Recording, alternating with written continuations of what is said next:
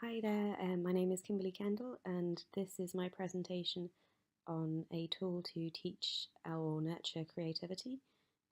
My idea, in a nutshell, is basically a digital activity booklet. So I'm trying to combine some of the more traditional approaches to creativity, such as drawing or painting, with technology. So um, the idea is to have instructions for an activity. It could be anything from cooking to making a stop motion video. And the instructions would be within the booklet, but there'd also be a QR code that will take you to an app or a member section of a website for additional resources. And that could include printouts, or it could be a video how-to guide, examples of the fully made product, and also a support kind of social area where users could upload their finished projects for feedback and also for competitions. So the aim of this project is to develop a prototype tool to teach or nurture creativity. So my target audience is the one that was specified previously, so that's children aged 8 to 12 years old. And again, I've considered some of the theories we discussed in lectures and also done a little bit of research. So I had a quick look at the 7 steps to creativity. I know you'll know this, so just the first step is question, the second step is to research, and then kind of you've done enough research so to know when to stop. Then gestation, so distract yourself. The eureka moment, which I don't feel I have had yet. The making of the product, and then testing and criticizing. So I just looked at kind of where I thought I was along that scale, and I know it's not necessarily linear, but kind of looking at it, I'd say it was somewhere between stage 3, I think it's Basta, I'm not really sure how you say it, and stage 5, Eureka, because I know I've already considered the question, and I've researched the problem, and I have an idea, and it's quite a clear idea, but it's not yet fully formed, and I know there's more to it. So I think I would benefit from stage 4 gestation, to just kind of distract myself and let the idea develop further in my head to see kind of where it goes. So obviously, like I said, I have a clear idea of the type of prototype I would like to produce, but I don't feel like I've had that eureka moment yet, and I've not fully answered the original question. So I just had a quick look into what is creativity to help with my ideas. So again, the Ken Robinson quote looks at original ideas that have value, a dynamic process, making new connections, crossing disciplines, which is something I'd like to do within this activity book, about fresh thinking. And it doesn't have to necessarily be new to everyone, but it has to be new. Well, it should maybe be new to the person whose work it is. So that's the other reason I'd like to go for a range of different activities within the book, so that there's new skills developed. The other definitions I looked at mention creativity involving breaking out of established patterns, and kind of the ability to produce original and unusual ideas, and kind of getting out the comfort zone, because that's the enemy to creativity. So again, I kind of hope my resource would do some of these things, but in a guiding way that wasn't too prescriptive, but allowed for kind of generation of ideas, and provided a guide rather than kind of a set of instructions. So the key points from those definitions I took away was that it should be original, it could be original, dynamic, have new connections, cross disciplines, fresh thinking, new to that person, include critical judgments, which is something I'd have to think about how that would be within my resource, breaking out of established patterns, looking at things in a different way, new and imaginative, original and unusual ideas, and getting out of your comfort zone. So I had a quick look at nurturing creativity and the barriers for creativity and the supports for creativity. So kind of looked at the quote by Poe Bronson about don't tell someone to be creative because it causes them to freeze up. So then the suggestion by Mark Runco that you should just say to do something that only you would think of.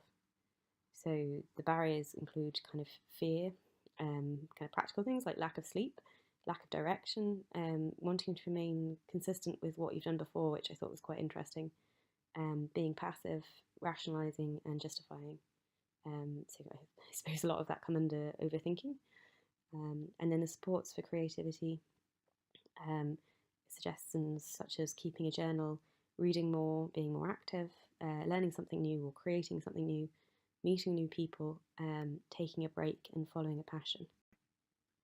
So then I start to look at the 5 phases of design thinking, and I've tried to structure this along these lines. So I've done the emphasize, learning about the audience, defining, understanding the user needs, and the ideate to kind of brainstorm and come up with creative solutions.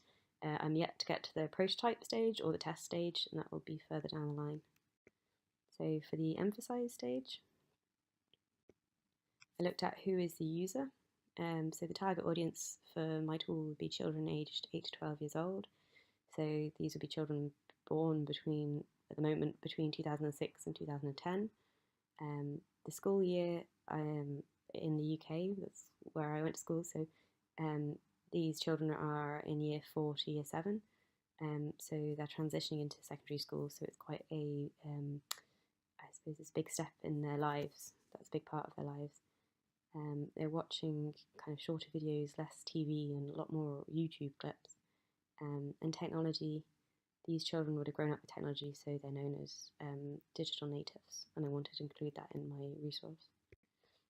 So I had a quick look at behaviour and definitions of these generation.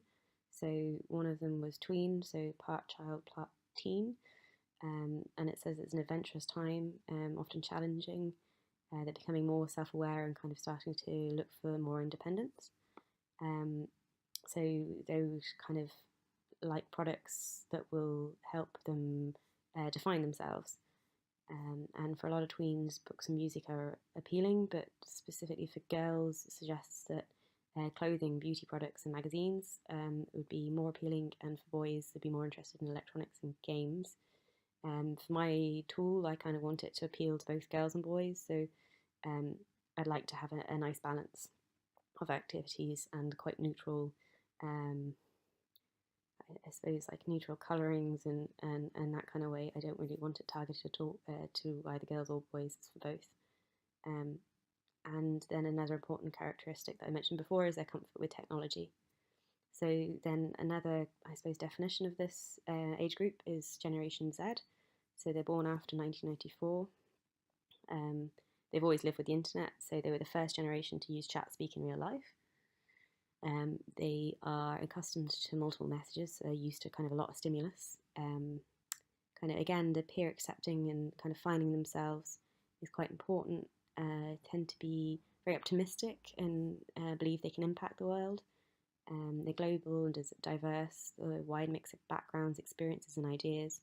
And again, the web is a big impact, and it's actually, according to this, it's bolstered their respect for knowledge. So I had a quick look into the emotional life as well. So this age group are learning how to relate to peers, adjust to social rules, and evolve from free play to more elaborately structured interactions. They often travel in groups, so I think the social side would be useful, and kind of work collaboratively. So that's why I kind of thought a forum area of a website might be nice, where they can support each other. And again, the desire for increased independence from parents and siblings, and the desire to be seen as intelligent and audible. So I want my tool to have kind of facts and figures as well, and also have activities that can be done independently. So what is the need? So the need is for the tool. The tool should help address some of the challenges to creativity. Specifically, I looked at fear, the lack of direction, and wanting to remain consistent. It bridged the gap between technology and more traditional methods of being creative. And this was especially because this group are digital natives, so embracing technology will be key for my tool, because I'd like to help generate technology help generate creativity in various forms. So through drawing and art, movement, cooking, online skills, and photography, videography, different skills. And I'd also like to support this age group with learning, becoming more independent and becoming more self-aware. So I next went on to define the users and kind of look in a bit more depth. This is my mind map. This is my first ideas. It's probably quite tiny there, but I kind of looked at the option of a digital tool and a physical tool, and then kind of started to combine the two and thought how that would be possible. So, like I said before, my idea is to develop a traditional activity booklet with a twist. That the twist is that it combines physical activities with digital media online. So, for example, an activity could be to create a stop motion video or bake cake or learn to hula hoop. And these will also come with the QR codes that can be scanned to access additional information online. And like I said already, that it's to bridge the gap between digital technology and more traditional creative outputs. And I had a quick look at does it meet the need? So either they see the needs are the fear, the lack of direction, the consistency, reliance on technology, learning something new, becoming more self-aware, increased independence, increasing knowledge and socializing. And I kind of said, the way I do this would be no right or wrong answer, guided, flexible instructions, mix it up. So there'll be a range of activities. Again, physical activities, so not just technology, it's cutting out of off computers, offline as well. So cooking, obviously you could have videos of the finished product or instructional videos online, but the actual activity would be offline. Learning new skills, questions to guide learning. So I don't want it to be too formatted, like encouraging creativity. So it's not just you're making this cake and you have to do it exactly. You could make alterations and changes where you see fit. Doesn't all need supervision, so it kind of encourages independence. Includes interesting facts and figures, and the socializing would be like an online moderated forum area where teens could support each other. So ideate, I came up with some creative solutions. I'm running out of time, so I'll quickly go through. I did a quick SWOT analysis just to look at the strengths, weaknesses, opportunities and threats. So just have a quick look at these. So allows them to learn new skills. It bridged the gap. It could address different types of creativity. Its use of kind of digital and print media kind of expands the possibilities. The print can support the digital and vice versa. The trouble is that there's a lot of activity books on the market, which I'll show you in a second. Printed materials might not appeal so much. There needs to be a clear link between the online and offline. The online section needs to be safe and secure. So the threats would be existing resources, online safety, and I suppose keeping the user interested throughout the book to encourage them to complete the activities. So the existing resources I looked at included Wreck This Journal, which is really cool. I really liked it. It has loads of quirky questions. It's basically an empty book almost that encourages you to do mad things like poke holes in the page or paint with coffee, and it encourages kind of a messy creativity.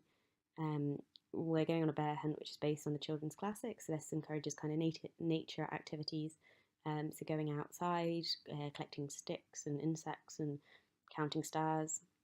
And Noob, the Upside Down book, which is a silly book, and it kind of encourages silliness and has suggestions such as drawing a clock with your eyes closed or eating a jam donut inside out.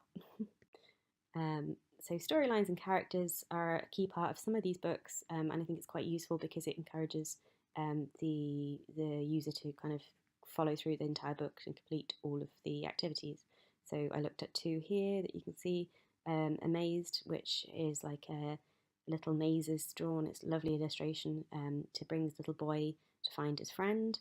And Don't Let the Pigeon Finish This Activity book, which is kind of the standard activities of writing, colouring, drawing, but it's kind of got a storyline throughout and specific characters. And then I had a really quick look at one resource I found that is very similar to what I'm looking at, which is online and offline activities. And this is the Bic Kid Storybook. So it's like space themed, and you can colour and draw pictures, and then you can download the app and bring your artwork to life using technology.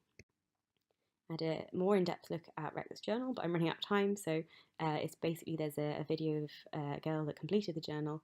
It took her from 2014 to 2017. The video is very popular. It's over 6 million views. So some of the activities include scratch this page, fill this page with circles, colour this page, and all of the activities are accessible. They don't really need much supervision. They don't really need additional resources. There's lots of space, free space to develop your ideas, and it doesn't force creativity, and it doesn't have kind of a right or wrong. It encourages you to just do what you want, and it's out the box, and it's just to do something rather than worrying about whether or not it's right or wrong. And actually, the author has another book called, I think it's called The Line, and it's basically drawing a line through a book and following instructions. It's a simple idea, but actually a really nice book. So my ideas for activities, you can see there, as I mentioned already, baking a cake, learning to hula hoop, making a flip book, stop motion, coding, making a comic, that kind of thing.